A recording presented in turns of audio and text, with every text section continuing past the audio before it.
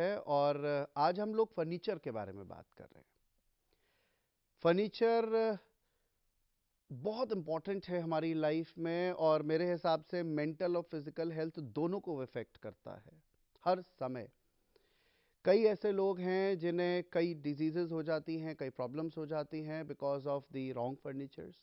तो आज हम लोग समझेंगे कि क्या क्या ध्यान दें जब हम फर्नीचर खरीदने जाएं या फर्नीचर हम लोग बनवाएं, तो क्या ध्यान दें। सबसे पहली चीज़ जो मैं समझता हूँ फर्नीचर में वो है शेप।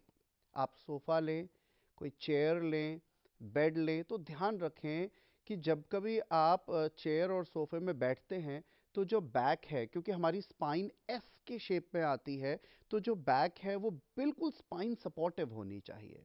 अगर हम स्ट्रेट बैक ले लेते हैं तो भी हम ठीक से नहीं बैठ पाएंगे, थोड़ी देर में अनकंफर्टेबल हो जाएंगे। अगर हम बहुत ज़्यादा लीन्ड बैक ले लेते हैं, इस तरीके की लेते हैं, तो भी हम अनकंफर्टेबल हो जाएंगे। तो बहुत इंपॉर्टेंट है बैक हो। दूसरी बात, जो फर्नीचर रेडीमेड अगर हम उठाते हैं तो उसमें फ्लेक्सिबिलिटी होनी चाहिए, यानी हाइट जो है फर्नीचर की ऊपर नीचे हो सके। दूसरी बात, हैंड रेस्ट हो उसमें, जैसे ये है। अब ये हैंड रेस्ट जो है, ये हैंड रेस्ट ऊंचे नीचे हो सके, इनके भी एंगल ऐसे हो सके। अगर इनका एंगल इस तरीके से होगा तो हम अपनी हाइट के हिसाब से, अपने कंधों के हिसाब से इसे कंफर्टेबली सेट इन कर सकते हैं। अगर इस चेयर की हाइट ऊपर नीचे हो सकेगी तो भी हम कंफर्टेबली, अगर मैं हाइट में छोटा हूं तो मैं नीचे करके पैर बैठा सकता हूं, बैठ सकता हूं। दूसरा एक चीज़ बहुत इंपॉर्टेंट है कि जब हम चेयर में बैठे तो हमारे पैर लटकने नहीं चाहिए, ना ही पैर इस तरह से ऊंचे होने चाहिए, यानी कि ऐसे हो जाने चाहिए। तो फुट रेस्ट होना बहुत ज़रूरी है हमारे पैर में सामने। तो कुर्सी में, या कुर्सी में खास करके, इन छोटी छोटी बातों का तो ज़्यादा ध्यान देना चाहिए कि शेप कैसी है और फ्लेक्सिबिलिटी हो कि हमारी हाइट वेथ के हिसाब से हम कंफर्टेबली बैठ सके और हम कई कई घंटे बैठ जाएं, हमें महसूस नहीं हो कि ज़रा सा भी फिजिकल स्ट्रेन या मेंटल स्ट्रेन हमें महसूस हो रहा है। शेप के अलावा हम ये ध्यान रखें कि बहुत ज़्यादा बम्पी फर्नीचर नहीं होना चाहिए। अगर बहुत ज़्यादा थिक है, पोस्ट्री बहुत ज़्यादा है, फोम बहुत मोटा लगा हुआ है, तो आप संकिन कर जाएंगे। फिर उठने बैठने में आपको जोर लगेगा, मज़ा नहीं आएगा।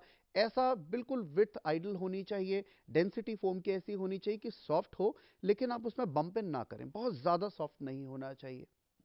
फिर मैं ये समझता हूँ कि जब भी हम फर्नीचर को रखें तो डायरेक्शन का ज़रूर ध्यान रखें कि हम ईस्ट की तरफ फेस करें जब सन राइज करें, या नहीं भी राइज करता तो भी एक विजुअल थर्मल कंफर्ट कंडीशंस बाहर दिखनी चाहिए, वो रेज आप तक आनी चाहिए। नॉर्थ फेसिंग बैठते हैं तो भी एक जैविक ऊर्जा का फ्लो है, तो फर्नीचर प्लेसमेंट बहुत इंपॉर्टेंट है। अच्छा, फर्नीचर में कलर्स का भी ध्यान रखें कि बहुत ज़्यादा डार्क एंड डीप कलर्स ना लें। हालांकि मेंटेनेंस फैक्टर से ब्राउन और ये कलर्स अच्छे हैं, लेकिन फिर भी एक एनर्जी क्रिएट करें। लेदर और को ना लें, क्योंकि एक एनिमल स्किन है, नेचुरल एनिमल की स्किन है। तो आप दूसरे क्लॉथ ले सकते हैं, जैसे मेटी जैकार्ड। तो बहुत स्मूथ में आप बैठेंगे तो स्लिपरी महसूस करेंगे, तो एक सेमी ग्लॉस टाइप का क्लॉथ लें। तो शेप का ज़रूर ध्यान रखें, कलर्स का ध्यान रखें, मटेरियल का, अपोस्ट्री का ध्यान रखें, कहाँ रखा है फर्नीचर इसका ध्यान रखें कि दरवाजों के एकदम सामने ना हो, कोई साइड में हो, सो दैट आप बार बार डिस्ट्रैक्ट एंड डिस्टर्ब ना हो।